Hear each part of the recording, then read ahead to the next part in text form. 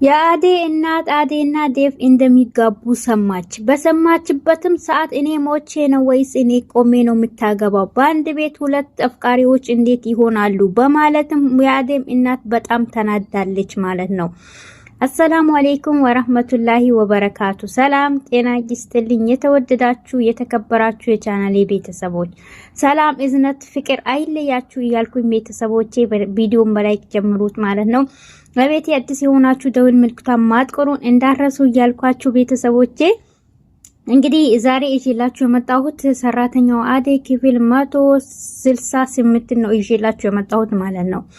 ሰራተኛ አዴ እንግዲህ እናቷ ሰምታለች ማለት ነው። መጀመሪያ የተፈራ የነበረው የአዴ አባት አዴን አይሰጡም በማለትም ሁሉም ፈርቶ ነበር። አሁን ግን ተቃራኒ ሆኖ የአዴ እናት አዴ መቼም ዴፍን አያገባትም በማለትም አማራ ተናግራለች ማለት ነው። ብርሃን እንግዲህ የአዴን አፍቃሪ እሷም አፍቅረው እርፍ ቁጭ ብላለች። ብርሃን ግን ይሄን መደርጓ በጣም ያናድ ነገር ነው።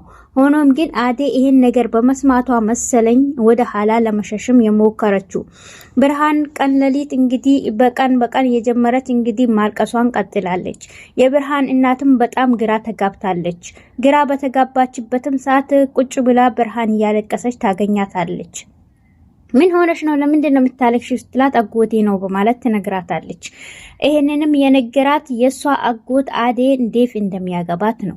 በዛን ሰዓት በሰማች ሰዓት መታ ተማራ ታለቅሳለች። ለምንድን ነው ስታለቅሺ ብላ ስጠይቅ ይሄ ነው ብላ ስለነገረቻት በአንቺ አረፍ ብለሽ ቁጭ በይ እኔ ደርሼ የመጣው በማለትም የአዴ እናት ሄዳ የሷን አጎታን ታወራለች። የአዴን አጎት በዛን ሰዓትም እሱም ምን ብለሃን ነው ልጄን እንደዚህ የምታስለቅሳት በማለትም ተቆጥታ ያባታቸው አልበቃ ሲል አንተም መጣ ሆይ በማለትም ተቆጥታ ታወራለች። እንዴ ቆይ ግን እኔ ምን ብያት ነው? ምንም ያልኳት ነገር የለም። እንደውም በተቃራኒ እህትሽ ታገባለች በማለት ስነግራት ደስ ሊላትና ልትደሰት ሲገባት በተቃራኒ እንዴት ልታለቅስ ትችላለች በማለትም ይነግራታል።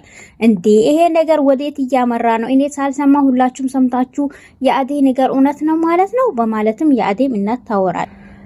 እና ምንድነው ሲል ነገሩ አዴ ልታገባ የአዴ የምታገባው ሰው ደግሞ ማን ነው በማለት አንድ ጊዜ እንደውም የዳይመንድ ጓደኛ ነው እዚህም መጥቶ ነበር እና ደግሞ እሱ ነው ልጁን ባልሳሳተም በማለት ስሟን ይነግራታል። እንዴ በማለት የአዴ እናት እንግዲህ በጣም ትናደዳለች። በአንድ ቤት ሁለት እህታማሞች አንድ ወንድ ተፈቀሩ። አራ እኔ ሞቼ ቀርቼ ነው። አረ ጉድ ፈላ፣ እኔን ልቀቁኝ ያዙኝ በማለትም ተናዳም እሷን ወደ ቤት ትመለሳለች። ሄለን እና አበባ ያሉበት ሁኔታ በጣም ያሳዝናል። ይሄም ሊደረግ የቻለው ቤዛና ወንድሟ ቤታቸውን የበጠበጡ ነው። እሱም ሆኖ የቤዛ ወንድም ወደ ቤት በመግባት አበባ በሌለበት ሰዓት ሁለቱም አብሮ ቁጭ ብሎ ነበር። ነገር ግን ሄለን የምታውቀው ነገር ምንም ነገር የለም። እሱ ግን ሆነ ብሎ ተንኮል እየፈለገ ነው የሚሄደው። እሱም ሆነ ብሎ ሊያጣላት ከሷ ጋር ለማቆራረጥ ነው ይሄን ነገር የሚሰራው። ቤዛና እሷ ሁለቱም ተመካክሮ ወንድሟ ተመካክሮ ነው ያሉበት። ነገር ግን አብሮ ቁጭ ባሉበትም አበባ ይመጣል። አበባ የመጣ የገባ እንዴ ምንድነው እኔ በሌለሁበት ሰዓት ብመጣው በማለትም በጣም ተናዶ ያወራዋል። እና አሁን ይሄ ተመጣጭ አነሰን አሁን ደግሞ አንተ መተ ተጨመርከ ወይ በማለትም በጣም ተናዶ ያወራል። በዛን ሰዓት እንዴ የታወቀ ነው በጣም የተናደድከው እኮ ነው በማለትም የቤዛ ወንድም ይጠይቀዋል። አዎ ለምን አልናደድም? እኔ በሌለሁበት ሰዓት አንተ ምን ልትሰራ ትገባለህ በማለትም ይጠይቀዋል። እኔ አንተም ብዬ ሳይሆን ሄሉን ብዬ ነው የመጣሁት በማለትም ተናዶ ቤቱን ትቶ ይወጣል።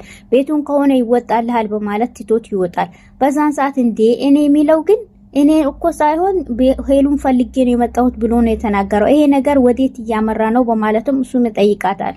በዛን ሰዓትም እሷም እንዴ አንተ ተረጋጋ፣ ለምንድን ነው እንደዚህ የምትሆነው በማለትም ሲያወራው እንዴ ምን እያልሽ ነው ስትል እንደዛማ አንተ የምትናደድ ከሆነ እኔ የጠረጠርከኝ ከሆነ በቃ ትንሽ እኔ ብቻዬን መሆን እፈልጋለሁ ብላት ቤቱን ትታለት ትወጣለች። በዛን ሰዓትም ትታ በወጣችበት ሰዓትም እሱን ወደ እነ ፍቅር ቤትም ሄዶ ሲፈልጋት ያጣታል። በዛን ሰዓትም እንግዲህ እቺ ልጅ ወዴት ሄደሽ በማለትም አሹን ሄዶ ሲጠይቀው አራ ላይ ይኋትም ይላል። ወደ ሊሊ ቤት ሊሄድ ብላ በማለትም እሷም ቤት ይሄዳል። እሷ ጋር እየሄደ ያለ ዴቭና እሷ አብሮ ቁጭ ብሎም ያገኛቸዋል። ሄለን ብቻዋ ቁጭ ባለችበትም ዴቭ ያገኛታል። እንዴ አንቺ ልጅ ምን ሆነሽ ነው ብቻሽ ቁጭ ያልሽው በማለትም ይጠይቃታል። እንዴ ደብሮኛ ስትል የሚደብረሽ ምንድነው? ነይ በቃ ሮማን ጋር ወስድሻለሁ እቤት ወስድሻለሁ ብሎ ይጠይቃታል። አይ እዛ እንኳን አልሄድም በጣም እኔ የምጠላኝ ልጅ አለች ብላ ትነግረዋለች። በዛን ሰዓትማ ፍቅርን ማለትሽ ነው ሲላት መሰለችኝ አሁን ብላ ትነግረዋለች። በዛን ሰዓት እሱም አብሽሪ በቃ እኛ እያለን አዴ በእሺ አዴ ጋር ልውሰድሽ ይላል። የትም መሄድ አልፈልግም እኔ ብቻዬን መሆን ነው እዚህ መሆን ነው የምፈልገው ብላ እሷም ትነግረዋለች። በዛን ሰዓት ነበር እንግዲህ አብሮ እያወሩ ያሉም በቃ አይክፋሽ አብሽሪ ብሎም ያባበላት እያለ አበባም ይመጣል። አበባም መቶ ሲያት ሄሉ ምን እየሰራሽ ነው በማለትም ያስተነግጣታል። እንዴ አንተ ምን እያሰብከ ነው በማለትም ዴቭም ተደናግጧል። ፍቅር እንግዲህ ከቤት አትወጪም ተብላ ክፍሏ ላይ ተዘግቶባት ቁጭ ብላለች ማለት ነው። ፍቅር የሰራችው ተንኮልና ሴራዋ ምንም አላልቅም ብሎ ባለፈው እንዳያችሁት አሹ ላይ ውሸት ነው በማለትም አሹን ከዛ ቤት ልታባረው ስትል አረ እኔ ምንም አላረኩኝም ብሎ በእናቱ ሚሎ ይሄ ውሸት ነው፣ ነገር ግን እኔ ዋሽቻለሁ፣ ዋሽቼ መናገር አልነበረብኝም፣ ይሄንንም ያረኩት እናንተ እርሶ እናት ስለሆናችሁ እንዳይከፋችሁ እንትን እንዳይደነግጡ በማለት ነበር በማለትም እናም ለኢትዬም በደንብ አድርጎ ሲያስረዳት እሷን ተረድታው በእናቱ ከማላ በቃ እሱ ውሸቱ አይደለም አንቺ ውሸታም ነሽ በማለትም ወደ ክፍሏ አስገብታ ዘግታባታለች። የቤዛን ወንድም ወደ ቤት ድረስ ፈልጓት ሲመጣም አሹ በር ይከፍታል። በዛን ሰዓትም ምን ፈልጋህ መጣህና አጠጋበል በማለትም ሄዶ ዱላ አምጥቶ ሲያሳየው እሱም ወደዛ ትሄዳለህ አትሄድም በማለት እሱንም አባሮታል ማለት ነው። ቤዛ ተንኮሉና ሴራዋን ቀጥላለች። አሁን ወደ ስራዋን ቀጥላለች ገብታለች ማለት ነው።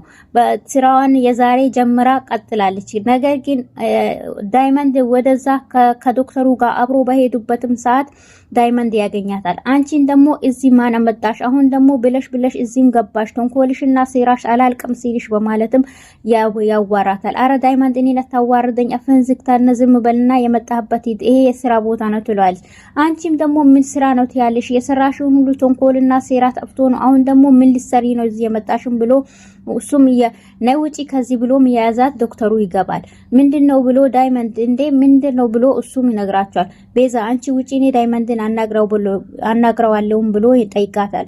ዳይመንድ ምንድነው እዚህ ስራ ቦታ የምትረብሸው ሲለው አይ ረብሽ አንተ ቤዛን አታውቃትም ማለት ነው፣ ተንኮለኛ ኃይለኛ እና ከግር እስከ ጫፏ ነው ማቃት እሷን በማለትም ይጠይቀዋል ይነግረዋል ዶክተሩ ማለት ነው።